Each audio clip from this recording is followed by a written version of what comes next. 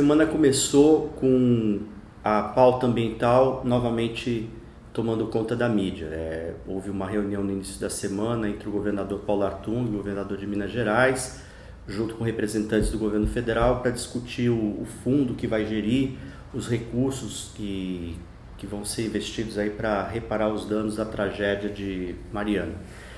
E aí começou essa semana esse assunto sendo retomado pela mídia, né? Os atores que estão envolvidos, enfim. Teve até aquela polêmica quando o Paulo Artung sugeriu o nome do Zé Armando Campos, né?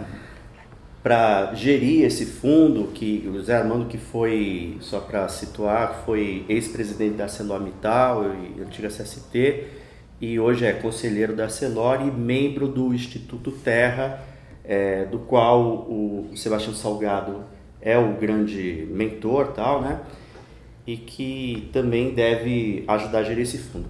Mas a gente não esperava, acho que isso realmente foi uma surpresa para todo mundo que acompanha a pauta ambiental, que aconteceria um outro episódio essa semana que o último registro que a gente tinha foi há 25 anos, né? Quando o então governador Marques Mauro interditou as operações no Porto do Tubarão. E a gente teve justamente na quarta-feira, né? Essa mesma situação, a Polícia Federal interditando a operação do Porto do Tubarão e afetando diretamente as duas grandes empresas que operam no porto, a ArcelorMittal e a Vale. E aí a gente tem trabalhado os desdobramentos desse acontecimento que, vamos dizer assim, pela importância, eu acho que é importante registrar aqui. O Século Diário, ao longo da sua história, esses 16 anos de jornalismo que a gente tem feito aqui no Espírito Santo, sempre criticou a poluição causada por essas mineradoras e sempre falou que a responsabilidade pelo pó, chamado pó preto, vinha especialmente do Porto de Tubarão. Isso a gente sempre foi muito criticado, sempre foi muito até ironizado por conta disso, e eu acho que na minha opinião, essa decisão da Justiça Federal que expôs o problema, eu acho que ela serviu para mostrar que a gente não estava assim, se portando como loucos nessa história, né? Acho que a gente estava sendo realmente estava bastante atento ao que realmente acontece ali.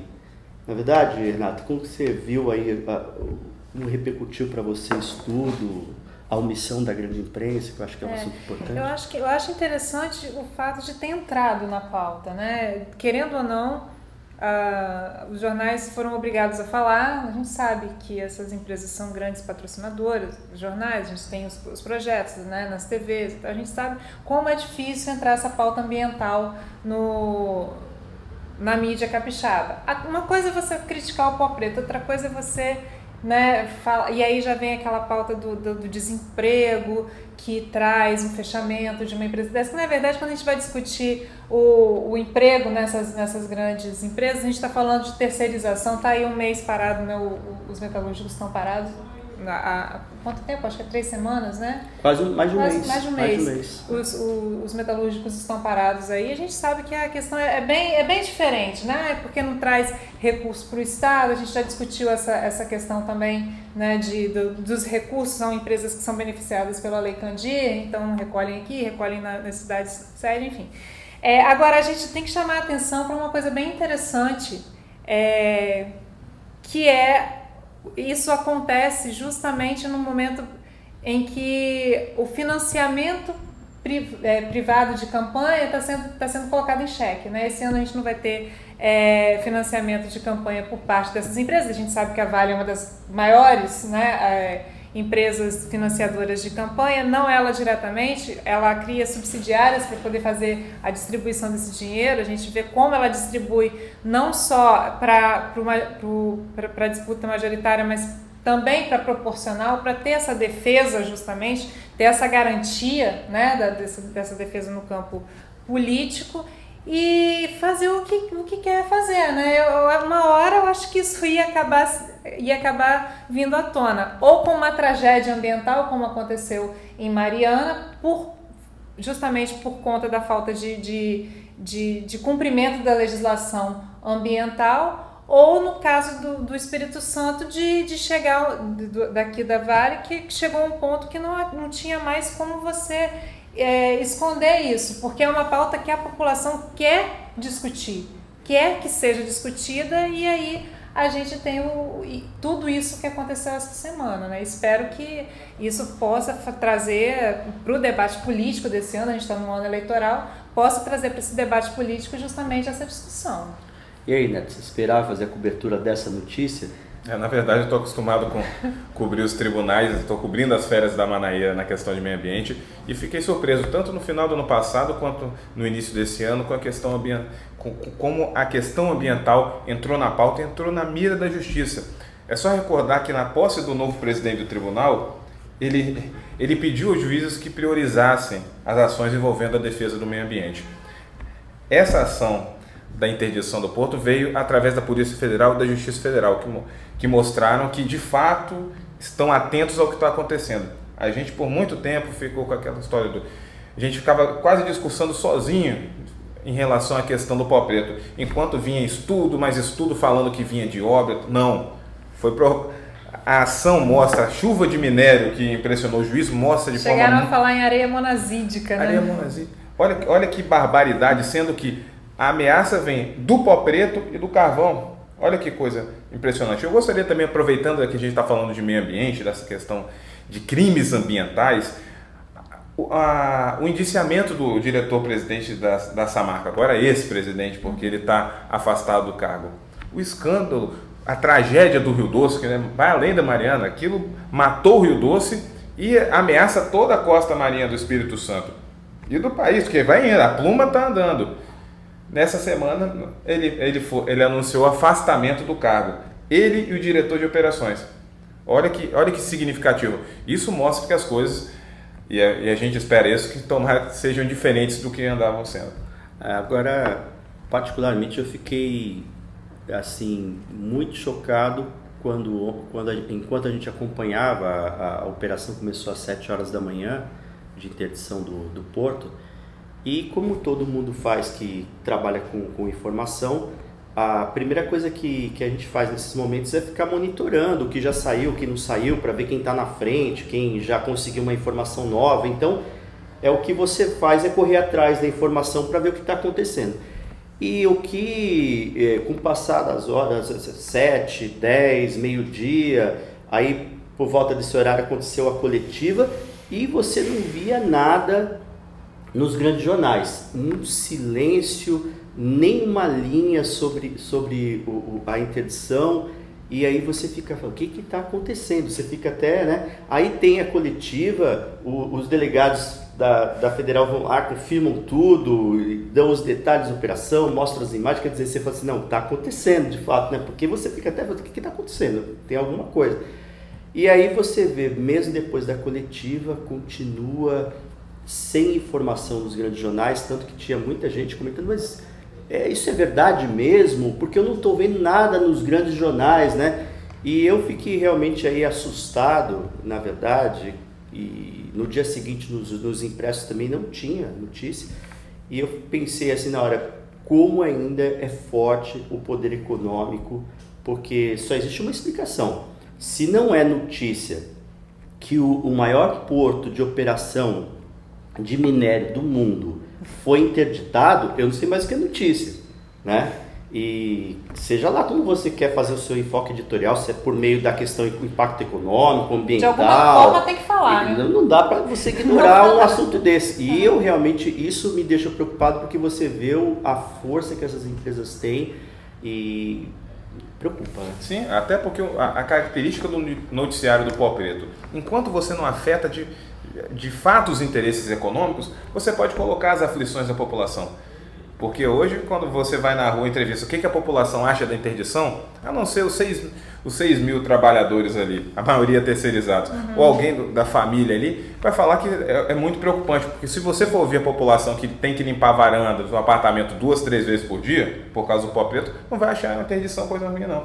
E aí você viu, os jornais tinham um enfoque com o pó preto enquanto não acontecia nada, era aquela coisa, a prefeitura, nada, o IEMA, Nada. A Secretaria de Meio Ambiente? Nada. Aliás, é digno disso. As autoridades estaduais ambientais, o silêncio. Aí quando você tem uma ação concreta, a Polícia Federal vai, mostra a poluição, que as empresas operavam de forma criminosa. Aí o enfoque já muda. É ameaça à economia, ameaça aos empregos. A gente viu essa história na questão da Samarco. Mas e o prejuízo socioambiental? Porque o desastre de Mariana é uma tragédia que teve um início, a gente não vai saber quanto tem fim. Já o pó preto vem de décadas. Agora, né, você fala essa questão, estamos falando dessa questão do silêncio, então a gente está falando só de um aspecto, que é a imagem. Agora, você imagina o que é isso no âmbito institucional, para conseguir licença ambiental, para conseguir ampliação, quanto que isso custou? Né? Porque se a gente está falando só da questão da imagem, a gente tem que imaginar o quanto que isso custou para o institucional.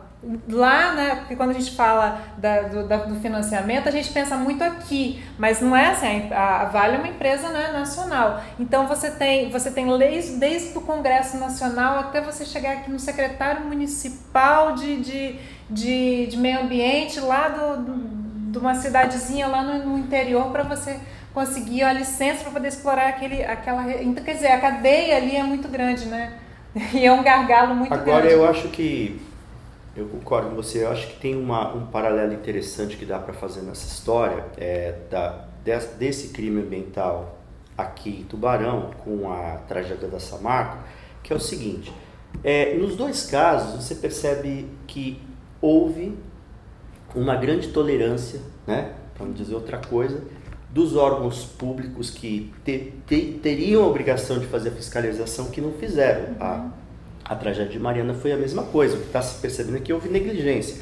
E aqui é aquela coisa, como o impacto é uma coisa assim difícil, mesmo porque sempre, como você falou, sempre houve um trabalho muito forte de diluir a responsabilidade desse impacto. Bom, quem que causa o pó preto? Não dá para falar que são só as empresas mineradoras. Parte do veículo, são os veículos, a construção civil. Aí você tinha aquela diluição da responsabilidade, não é de ninguém, é de todo mundo e não é de ninguém. Então eu acho que quando o juiz federal, eu acho que é até interessante quando ele fala assim, ficou assustado quando ele viu aquela chuva de minério, o carvão, tal, ele ficou assustado com aquilo, que pra gente que eu falo, todos nós envolvidos, a população acaba achando já isso normal, vai assimilando isso, né? Você vai falar normal, tranquilo, a gente está respirando, ninguém morreu, você não consegue fazer as devidas ligações, né? Então, o que eu realmente, resumindo, quando eu falo paralelo entre a tragédia da Samarco e a tragédia continuada aqui de Tubarão, é que nos dois casos, como você falou, eu não sei o custo disso também, houve omissão dos órgãos, porque não é possível que um juiz federal com um pouco mais de 2 ou 3 anos de investigação da Polícia Federal já pegue esse material e vê que existia ali já motivo suficiente, sustentação suficiente para incriminar a empresa. Né? E Zé, que a gente está falando só de um ramo de exploração, que é a mineração. Agora a gente tem uma gama de coisas aí para discutir também. Né?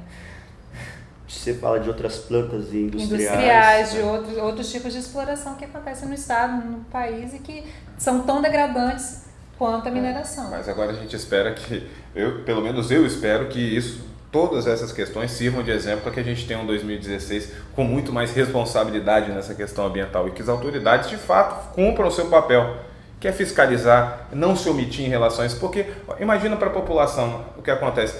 Acha que tudo é normal. Por quê? A gente está respirando pó preto, mas sai de licenciamento para a nova usina.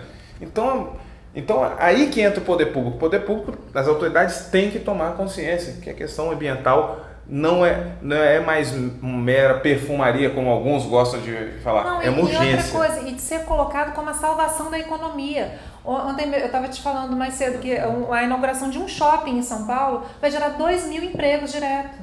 E um shopping é uma atividade muito menos impactante do que uma mineradora. Então a gente tem que discutir o quanto a gente quer pagar, né, pela nossa saúde, se vale mais esse tipo de exploração econômica do que a nossa saúde, né? Porque o que você falou, o que a gente fica preocupado também é o seguinte, existe sempre um trabalho muito forte, aconteceu isso com a Samarco, e está acontecendo isso agora com a Vale e com a Arcelor, e a gente vê isso na omissão dos grandes jornais, de passar essas empresas da condição de vilã para vítima. Então, porque quando elas passam a ser vítimas, quando você começa a falar dessa questão do bolso, vai mexer com o seu emprego, vai mexer com a arrecadação do Estado, que já todo mundo falando que é baixo, o Estado está em crise, vai mexer com a arrecadação de Vitória, a Vitória vai arrecadar menos, isso vai impactar até no comércio e serviço, porque os trabalhadores vão perder os empregos, você vai ter menos dinheiro no mercado. Quer dizer, você vê que essa situação, ela vai mexendo com as pessoas. É verdade, que isso afeta o dia a dia das pessoas. Então isso tudo é muito perigoso, né? Isso é verdade. E é estranho o mundo onde poluidora vira salvadora da pátria, né?